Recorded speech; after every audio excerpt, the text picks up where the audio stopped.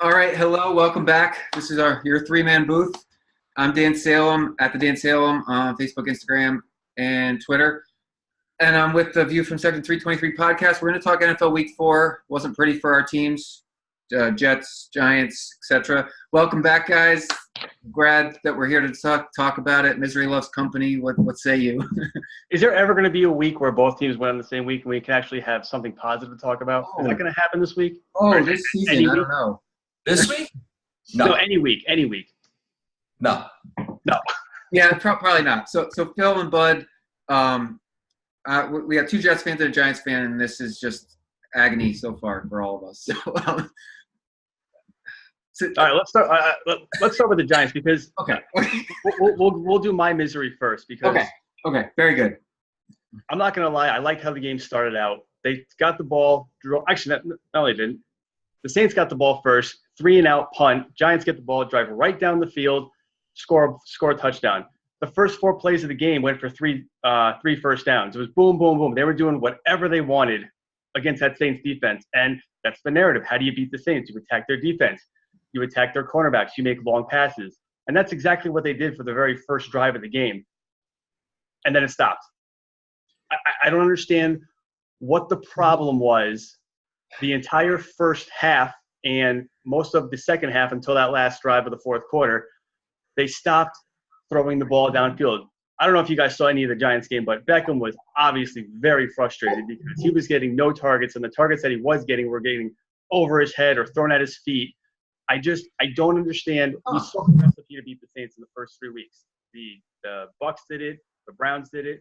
The Falcons did it. Why didn't the Giants do this? Why didn't they throw the ball downfield? Obviously, attack your weakest point. Yeah. They didn't do that, and it was extremely frustrating to see 7-yard Bud nose, Chad Pennington 5-yard dump passes. We've seen it for years. It infuriated me was that their game plan? I don't understand. So that's perplexing because, I mean, the Saints have a bad defense. And they have a terrible defense. And if they exploited it to start and to finish, I don't know why they would have went away from it unless no, there's no good reason. No, that's the point. I don't get it because they did it in the very first drive of the game, and they did it the last couple of drives of the game where they marched down the field. And granted, the Saints might have been playing prevent defense or something because they were up 16 points at that point. But still, even though the short passes you were making were going for 10 and 12 yards a clip. Now, I will say that the Giants defense absolutely came to play because the first half you held the Saints to 12 points, 4 field goals, where the Saints are obviously known to put up 30 points and a half. So the Giants defense came to play, which was very great to see. Again, I don't know how much of this game you guys saw. The second half they didn't. Yeah, the first half. I don't know how much of this game you guys saw, but there was some really questionable calls in this game. And I'm not going to make excuses. It's sour grapes, but there were some very questionable calls in this game. There was a horse collar tackle that never happened. I don't know if you guys saw that one on Janoris Jenkins. That kept the drive alive, ended up in a field goal. Just bad penalties at bad times. It was just – and they still had a chance to win the game, and that's what's the most frustrating point. You're down 16 points. Kamara finally breaks a 50-yarder, which we knew was going to happen at some point. Giants go all the way back down the field, score the touchdown, get the 2-point conversion, and then we get the best gift in the world, a muffed kickoff that the Saints are at the 3-yard line. Drew Brees throws his patented, 10-yard pass, gets him out of the jam. They have him at 3rd and 8 at the 26-yard line, and what happens? Pass interference. Another stupid penalty. Drive continues, and that's pretty much the end of the game. You had 2 golden opportunities to do something in that game when you were down the whole game and you were doing nothing offensively. All of a sudden, the lights kicked on and you started moving the ball, and it just stupid penalties at bad times. And as Bud says, that's a losing team. That's the mark of a losing. That's a mark of a bad team and a failed season. But so is it coaching? What I think it's yeah. I saw an article the other day. You just got a new coach, dude. You just got a new coach. It can't be coaching. No. Could be. No, well, sorry. So there was an article the other day in the Post about Pat Shermer says we're going to do things differently. Does that mean give Beckham more targets? Does that mean have Barkley line up in the backfield? Because he's kind of doing the Alvin Kamara role where he's in the backfield a couple, then he's split out, as a wideout. They're throwing him short passes. He's not being utilized as a running back. He's being utilized as a 4th receiver, in my opinion. So looking ahead, because you're 1-3, this is the make or break week for all teams at 1-3. They have one more week. Can the Giants save Eli's final season? That's my Honestly, waste, but it's going to come down to next week. You're playing a Carolina team that doesn't have a great offensive line either. They literally have two weapons. You have Cam Newton and you have Chris. Oh, they're off a bye. They're off a bye, but they only have two weapons. They have Cam Newton and they have Christian McCaffrey. Who else in that team is on the offensive side of the ball can really hurt you? No, they win with defense. Yeah, go ahead. They do win with defense, right? So God forbid we get Olivier Vernon back. God forbid we get Eli Apple back. I know Ingram's obviously still going to be out with the foot. So it'd be nice to get those two guys back because there's no pass rush. Drew Brees, I don't think, was sacked at all this game. But he was very pedestrian in his numbers. That's what I'm saying. With his numbers. I mean, the second half was a whole different game, and Alvin Kamara finally figured it out, and he ran for 3 touchdowns. I mean, that's really the killer. Yeah, but again, you still had a chance to win that game in the end. What's so frustrating is that you played like dog crap for 2.5 quarters of the middle of that game, and you still had a chance to win, and you blew it. But so as an unbiased observer and a fan of the AFC, I like the Saints, but they're not going to go anywhere in the playoffs with this defense. No, correct. And I think the Giants are fake rebuilding because they have Eli Manning, but my personal opinion is they aren't good enough to win the conference. So do you want them to try to make the playoffs, or do you want them to be bad enough to replace Eli in next year's draft? Like, as a fan, what do you want from this team?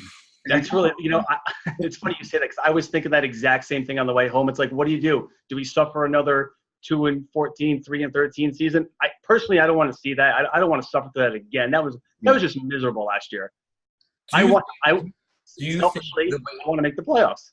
Do you think the way that the offense is currently structured, that they can compete with the teams like the Saints, that can put up numbers, like the Rams, that can put up numbers.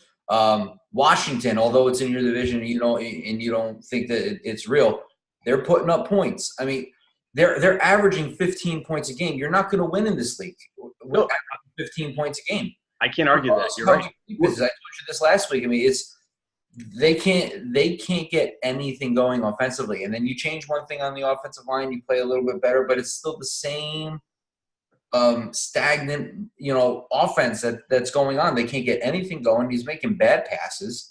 Wide receivers are struggling to get open. Offensive line. I think they have to give the ball to Beckham. I think they have to give more of the ball to Beckham now. That's it. You have the highest paid wide receiver in the league. You're not even utilizing him.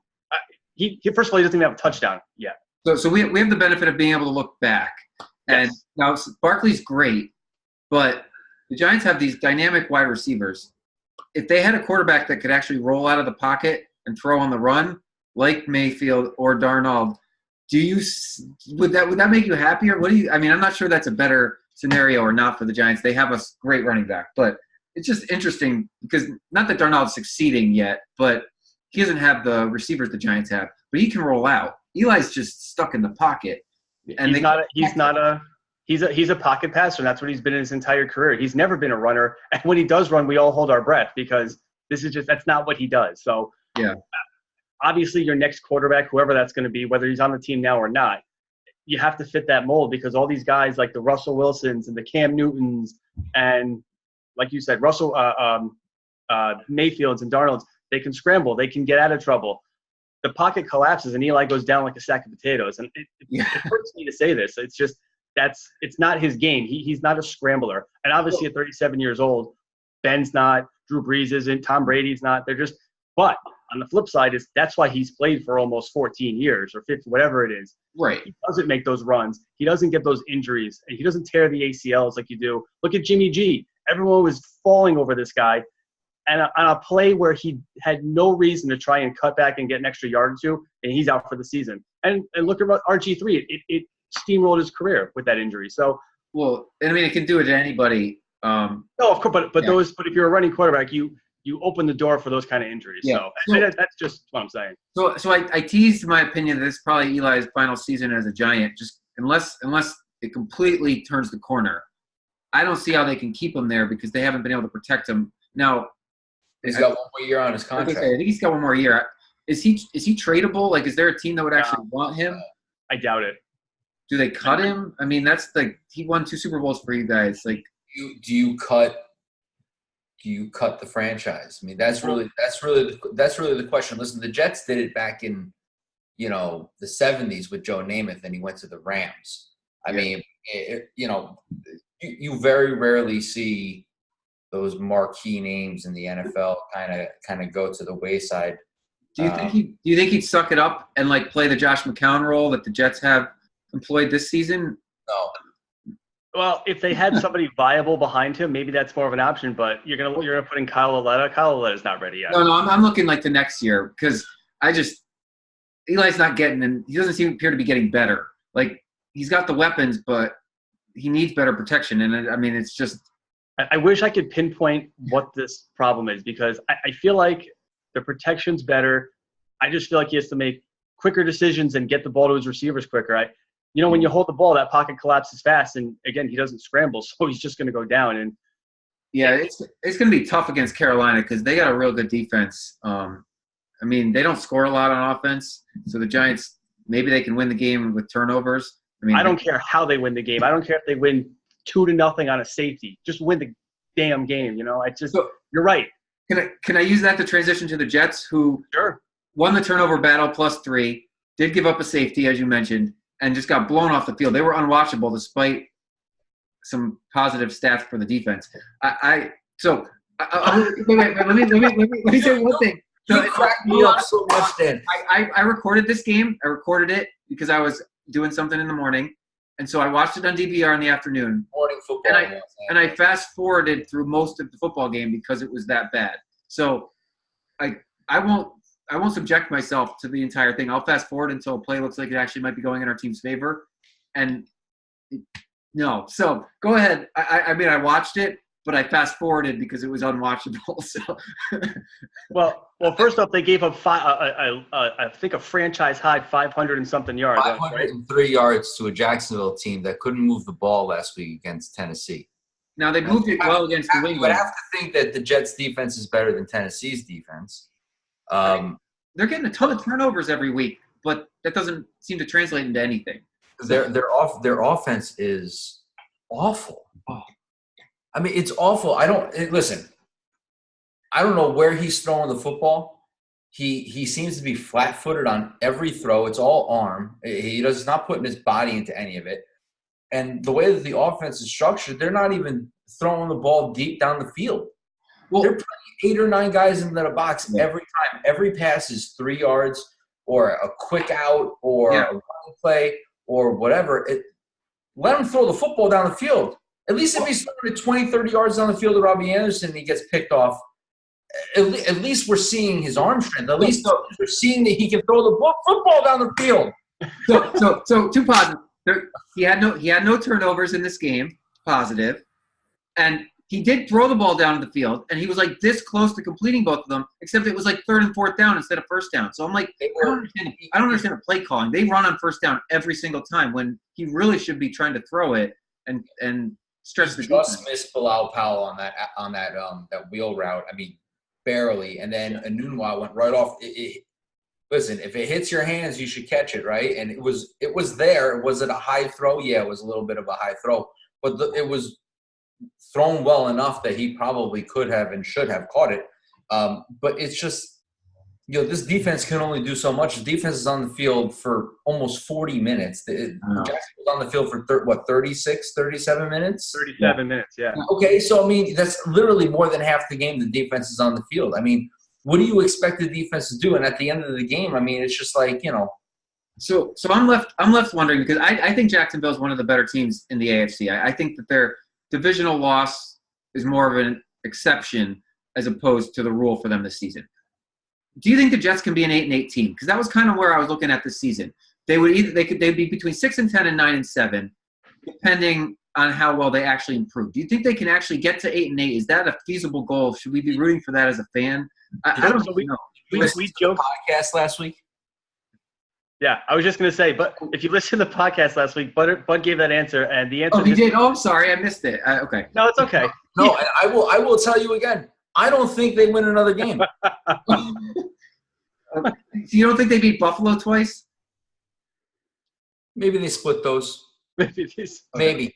Okay, let's go down their schedule. They have to play Denver this weekend. Do you think they beat Denver?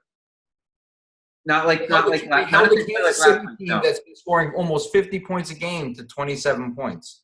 So Denver does not have Denver's offense looks okay. Their defense is not terrible. No, I think that the Denver game feels like the Miami game to me. I think Denver's a little bit better, but the Jets are at home. They have home field advantage. This is a must-win for both teams.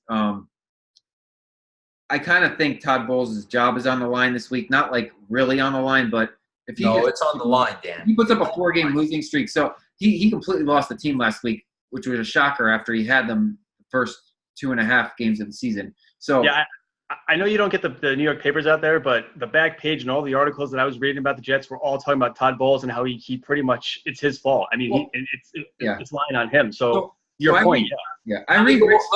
Let me read off their next 5 games. Okay, and then they go into the bye. Okay, and then whatever happens after that. They have Denver, the Colts, the Vikings, the Bears, who look legit, the Dolphins, and then the Bills, and then they're on their bye. Tell me, I mean, one more win, maybe Buffalo.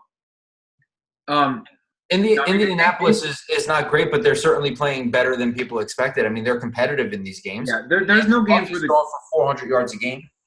There's no game where they should be favored. I think they can beat Indianapolis, they can beat Miami, they can beat Buffalo. I don't know if they win 2 of those or not. I think that I can see them having 2 more victories before their bye, especially with 3 straight home games. I'm not sure. They need to change something, though. Not if they play like they did against Jacksonville. Now, granted, they played Jacksonville, Cleveland, Miami. Those are 3 defensive fronts that the Jets are just overmatched by. They can't stop them. Now, I'm not sure that changes with Denver, but it definitely changes against Indianapolis. And all right, so let me ask you guys. You asked me what has to change. What has to change on the Jets side for them to win these football games and to compete against these top defenses? Because, like Bud said, the next 5 games, you're playing defenses that are really good. Denver's good. Indianapolis is better than advertised. We know Minnesota. So I think there's 2.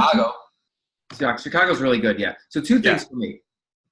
Discipline on defense, because they're getting stupid penalties and they had mental lapses. I think last week they were on the field so much and then they gave a couple big plays. So it's discipline on defense because they're getting the turnovers, they're getting the pressure, which we weren't expecting.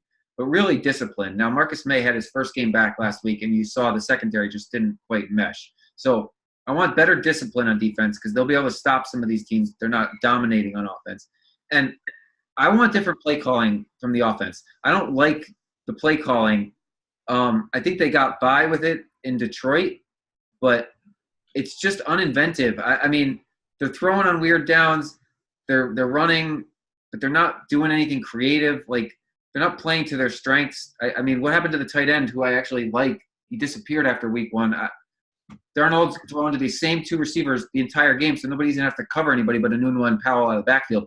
So they need to change something in the play calling from offensive. This is the first year for their offensive coordinator, and I'm highly suspect of his job at this point because I don't like what I've seen out of him. So, I mean, I agree. I mean, the offense needs to figure something out. It needs a spark of some sort. You know, last year you went into the season and you thought that their offense was going to be terrible, and it wasn't super great, but there was a deep ball threat. There was some originality to the offense. You know, Josh McCown played well enough that, you know, he was stretching defenses out where they were able to utilize. I mean, they had 29 yards of rushing offense this weekend. And granted, Jacksonville's front 7 is probably the best in the league.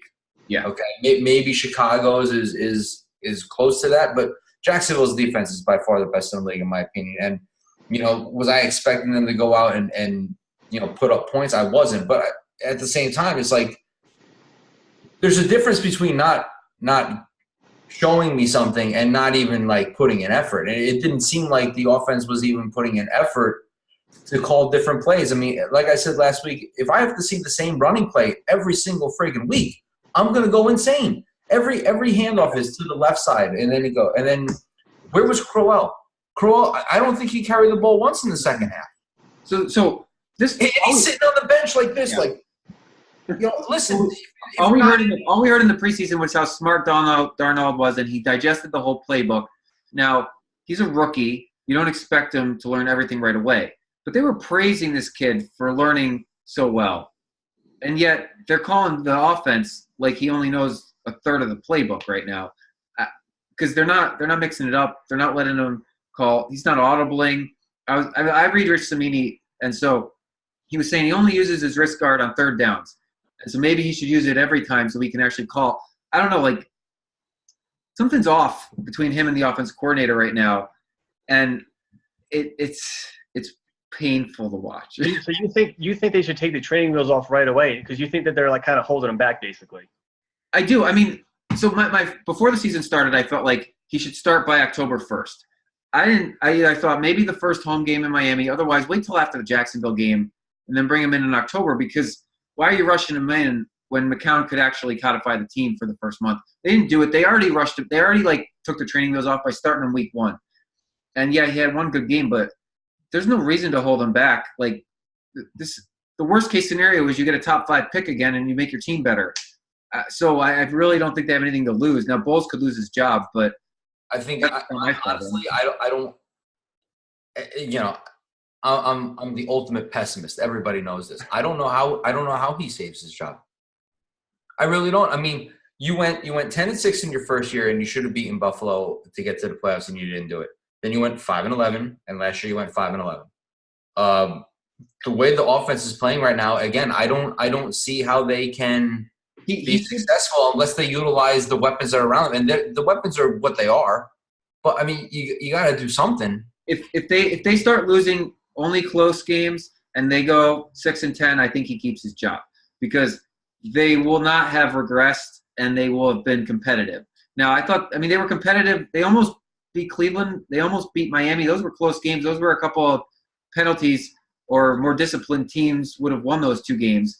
I don't understand. Bowles does not seem to have a disciplined team. The Jets never are disciplined. It's pissing me off. But I have 2 words for you that'll save your season: Le'Veon Bell. Yeah, but you're gonna have to trade. You're gonna have to trade a 2, which you don't have next year because you gave him to Indianapolis. All right, so you're gonna. And Pittsburgh's not gonna want a 2 from the following year. So you're either gonna have to trade your 1, or you're gonna have to trade. No. They want a 2 and a good player. What good player that the Jets have? I don't care about Adams. I don't care about saving this season because this is Darnold's rookie year, and I have zero expectation from a rookie quarterback. It's rare that they do anything. Carson Wentz was the exception, and he didn't even get to win his own Super Bowl. So I would rather them sign Bell in the offseason because they can afford him, and then get another number 1 pick to pair with him. Maybe bring in an offensive lineman or a new center. I mean, I just wanted to throw it out there. Yeah. No, they just signed the center. I don't think the offensive line looked completely overwhelmed. But again, Jacksonville's front 4 are. You see how big Campbell is? I know. Oh. He. Did you see the little guy who was squirting the water in his mouth on Jacksonville? He's 1.5 feet taller than him. Yeah. I mean, that's a real man. That's a real man. All right. So let's talk about some of the other teams around the league before we have to wrap this up because we could go on the Jets and Giants downturn forever. I didn't think the Steelers were going to make the playoffs this year. I still think they're going to miss it. What do you guys think? I mean, Baltimore and Cincinnati look good. Defense is it's their defense. Yep. It's not very good. They lost Ryan Shazier last year, and then that defense has just gone downhill ever since then. I started that game yesterday. It was 7-0 Baltimore. I went upstairs to go grab something real quick. I came down. It was 14-0. There's no defense. The Troy Polamalu Steelers is a thing of the past, and it's unfortunate because they have all those weapons, and obviously not having Bell, I think, is really hurting Antonio Brown's production because they're double teaming him on every play now. Everything. There's no threat. I mean, I already forget the guy's name in the backfield there, but Stewart, I think. No, the one who's replacing Bell right now. Connor. Sorry. Yeah, Connor. Yeah, he's a good backup until the starter gets back, but. This isn't like D'Angelo Williams, where D'Angelo Williams was putting up monster numbers in Bell's absence. I mean, he's okay, but like you said, there's something, and I think Bud and I said it last week, there's something wrong with Pittsburgh, and obviously the Bell not being there is a much bigger deal because he's taken away. The defense doesn't have to worry about him, so they can just go to Bell. I'm sorry, they can go to Antonio Brown. So are the Eagles out of it? Because I kind of think so. They look – they're missing something too. And obviously Alshon Jeffrey came back. there's just there's something missing with them. They should have got 2 games under his belt. I mean, he's still a little rusty. I mean, listen, they're playing in a very winnable division. Mm-hmm. So I mean, you could win that division at 10-6 right now. I think Dallas is a farce. I think it is completely 100%. Everyone knew that play was going to go to Ezekiel Elliott, and they couldn't cover him. So whatever, that's fine. I don't think the jury's out on Washington yet, although they are playing better offensively than people. I think the Redskins are pretty good. I mean, we'll find out this week. But I think the Redskins are – Alex Smith is just cool as a cucumber. So he's very serviceable. I said that at the beginning of the year. I mean, he doesn't put up gaudy numbers, but he wins. He doesn't turn the ball over. I mean, it's – Who have they played? They played Arizona, which is awful, and they played what, the Colts? Does it matter? But they beat Green Bay. Division doesn't matter. You got to play your schedule, dude. They beat Green Bay because Green Bay has no defense, and that was pretty easy for them to win. No, I'm just saying, let them beat a Jacksonville. Let them beat a Minnesota. Yeah, then you'll have my – I'm just looking at them like they appear better than both the Giants and the Cowboys to me right now. That's 4 wins.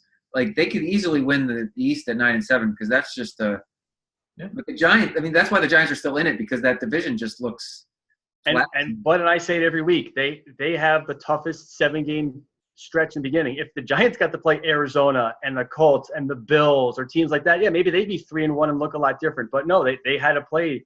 Obviously, the Dallas game was an outlier, but you had to play the defense of the Jaguars. And so should we all assume that Saints was going to be a loss anyway? But yeah, you're right.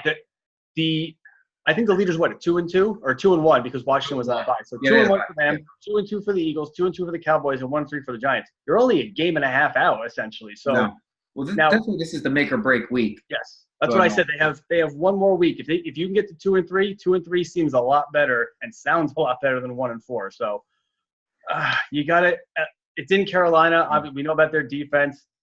Get the ball to Beckham. Get the ball to your number 1 wide receiver in the game and let him make plays. He was trying so hard to run around the entire offense on that one play. Yeah. That one defensive lineman caught him, but he's doing everything he can to make it happen. Is that your fun? I want to go around the horn here. I got my final thoughts. September always tells lies, right? So I want to who's the real contender? What's the lie here in September? Obviously, the Buccaneers Rams got exposed. They're real, right? Yeah. The Rams are their contender. I don't know. I watched that game on Thursday, and I don't know who beats them. No, I agree. Jared Goff looks awesome. It's unbelievable. Sean McVay is just what they needed. Somehow Todd Gurley managed to stay just under the rate. He was really good, but that team just came around him so fast. Because he was there a year or two before all this, and it's amazing what coaching does. I mean, Fisher was awful. Yeah. And by the way, anybody who watched that Jets game had to listen to him do the commentating. Oh my God, he's awful there too. It was terrible. Oh, it was so terrible. So how about this? If the Rams win the Super Bowl, they will open their new stadium as Super Bowl champions next season. Conspiracy? No, I'm kidding. I'm kidding. I'm just saying it's too perfect. I mean, but their offense and their defense too. I mean, they're just all around. It's not just one facet of the game. Everything works for them. The defense is awesome. And listen, Minnesota's offense played really good, but you just outscored them. I mean, he threw for how much did Cousins throw for? Almost 400 yards and 3-4 touchdowns or something like that. I mean, but Jared Goff threw for 5 touchdowns. Yeah. And that's just what it is. So the NFC looked real top heavy to me before the year, and I still think it's Rams-Vikings. That looked like an NFC championship preview to me. There's nobody else that really stands out yet. I mean, I like Chicago. They're a good story. But Trubisky in the playoffs scares the hell out of me. So defense can win championships. I mean, their defense is not only is their defense preventing points, but they're scoring points. I mean, that's very similar to what Minnesota's defense was last year, right? And they just ran into a buzz in Philadelphia. So, I mean, I wouldn't sleep just yet on they got Jordan Howard involved in the football games, though. I mean, he's not getting anything. Yeah. It scares me a little bit because then they're just going to become a little one-dimensional. You know, we could see a Super Bowl preview on Monday Night Football in a few weeks when the Chiefs play the Rams. You could have 2 undefeated teams playing each other soon. So besides the Andy Reid curse, which kind of has legitimized itself over the years, the Chiefs are not playing any defense. I do not see this success lasting. I mean, they have not had a particularly hard schedule. Their division is not great. Their division, like Denver's okay, and the Chargers are okay, but neither one's like really great. I don't know. I know the Chiefs keep winning. I know they're undefeated. Defense wins championships. And they statistically have the worst defense in the league. That's not just like my opinion. That is the fact. They have the worst statistical defense in the league. They also have the top offense in the league. So sometimes it just counterbalances them. Sometimes it just, if you're putting up 45 points, it doesn't matter if you're giving up 42.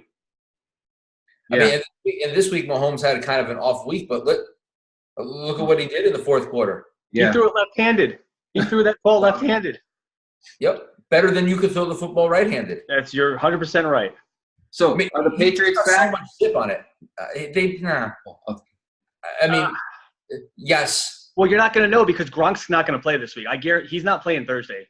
So no, not on a short week. But we all knew that this was going to happen. I mean, every year they start off, kind of whatever, and everyone always talks about is this the year, and then all of a sudden they go out and they win 10 straight games, and and then they're where they are. Yeah, I mean, again, they should win every one of their divisional games. So that gives them 6. Right. That gives them at least 6 wins, right? Yeah, and that's been every year. So yeah. I know nothing will make you guys happier than seeing Tom Brady win another division title. I know he wants to play for another 3 years too. He's gonna be bad at some point because he's too old. I just don't know when. It's gonna happen. Who's gonna outlast who there? Is he gonna outlast Belichick, or is Belichick gonna outlast him? I think Belichick wants to stick around another season or two after Brady's gone to prove that it wasn't the quarterback, that it was the coach. He seems to be that type of guy that because they've been like this their whole careers. I think he sticks around and tries to win one without him. So, but then that means he's going to be around for another. Don't know. 5 maybe. Yeah, Brady wants to play until he's 45, which means he's got another 3-4 years left. Yeah, I'll believe it when I see it. That's been all wrong with him, I guess. He's already got more interceptions this year than he did last year, I think. So they don't have a running game. They don't have any running game. Michelle's okay, but I mean. Yeah. Le'Veon Bell in New England, that's yeah. They only pick up guys that are cut. They rarely. Yeah, I know they made the trade for Cooks, but they rarely make trades like that. But that lasted 1 year, then they got rid of him, and it doesn't really matter. And Cooks is having a great year in Los Angeles. Yeah. So we got a couple minutes left. Is there a team that you guys are rooting for that's definitely good this season besides our teams who are not great? I mean, I'm in LA, so I'm obviously pulling for the Rams. It's exciting to see them being so dominant. It's just fun when your local team is doing well. Not that this is a football town by any means, but no. My fantasy team, that's it. I can't root for – I know maybe root's the wrong word, but I just – my heart's not in another team. It's fun to watch the Saints. It's fun to watch the Chiefs with all the scoring and stuff. That's fun, but I don't have another team to support. Yeah. Okay. I got too much invested over here.